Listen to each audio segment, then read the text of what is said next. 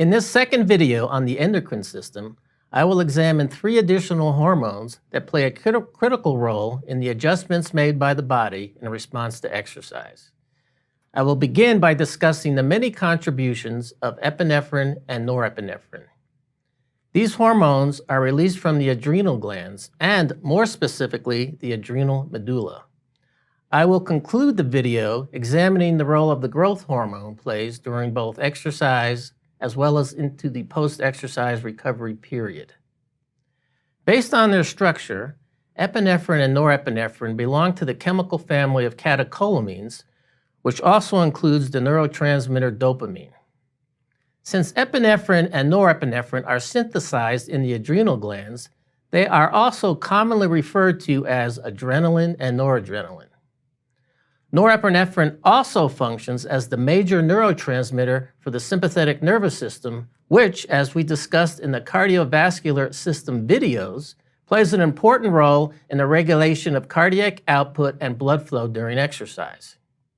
The adrenal glands are located on top of the kidneys. Shown here are the sympathetic nerve fibers directly innervating the adrenal medulla.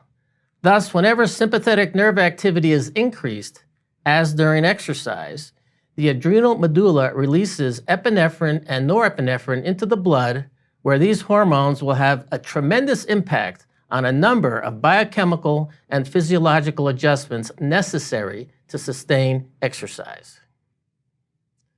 This sympathetic nervous system adrenal axis is responsible for the fight or flight response, which occurs when you are frightened or nervous.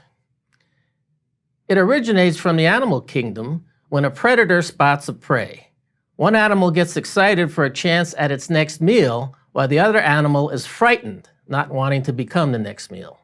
Both reactions elicit a large sympathetic response. These stress hormones can actually prepare the body for exercise prior to taking the first step. Shown here are the many biochemical and physiological variables affected by these hormones. You may have felt your heart pounding in your chest when you become frightened or nervous. This is the fight or flight response in action. This table demonstrates the many physiological and metabolic effects of epinephrine required for exercise. As discussed in our cardiovascular videos, epinephrine plays a major role in many physiological adjustments, including an increase in heart rate and stroke volume, and thus cardiac output, and an increase in local muscle blood flow. All of these adjustments contribute to the increase in the delivery of oxygen and fuel to the working muscles.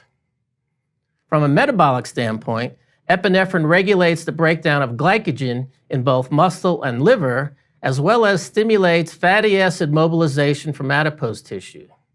Together, these metabolic functions ensure that the working muscles have adequate fuel for ATP production. During the course of a graded exercise test to exhaustion, blood epinephrine and norepinephrine levels will increase exponentially as maximal oxygen cup consumption is reached. This represents a progressive increase in sympathetic nerve activity, resulting in adrenal medullary release of epinephrine and norepinephrine. Not surprisingly, as shown here, the epinephrine response to submaximal exercise will be dependent upon the exercise intensity. The greater the exercise intensity, the greater is the sympathetic nerve activity and thus epinephrine release from the adrenal medulla. Before moving on to the next hormone, I cannot emphasize enough the critical role that both the sympathetic nervous system and the adrenal medullary hormones, epinephrine and norepinephrine, play in regulating multiple physiologic and metabolic adjustments necessary to sustain physical activity. Next, I will discuss the contribution of the growth hormone both during exercise as well as into the post-exercise recovery period. The growth hormone is synthesized and secreted by the anterior pituitary gland. While the growth hormone's major effect is to promote protein synthesis in all tissues, during exercise, it also plays a role in the mobilization and utilization of free fatty acids. During exercise, there is a slow or delayed response of growth hormone release into the blood. As just mentioned, this will assist with the mobilization and utilization of free fatty acids. However, notice that after relatively high-intensity exercise, growth hormone levels continue to rise and can remain elevated up to over 1 hour post-exercise. As discussed in the video on protein metabolism, there is a very significant increase in the rate of protein synthesis during the period immediately following exercise. This is a crucial time for the initiation of training adaptations for both endurance and strength training. The elevation in growth hormone is primarily responsible for the regulation of this increase in protein synthesis during this post-exercise period. Many studies, but not all, suggest that as a result of training, the growth hormone response to endurance training is more robust. This has potential implications for not only future training adaptations, but for healthy aging as well. The implications for aging will be discussed in Module 4.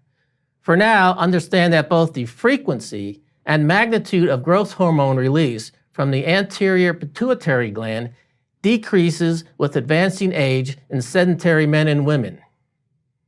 This can directly impact an individual's ability to maintain muscle mass and strength as we get older and threaten one's independence and quality of life. In summary, shown here is the typical response of the hormones that I have discussed in this and the previous video. Other hormones, such as cortisol, contribute to the adjustments made by the body during the stress imposed by a single bout of exercise.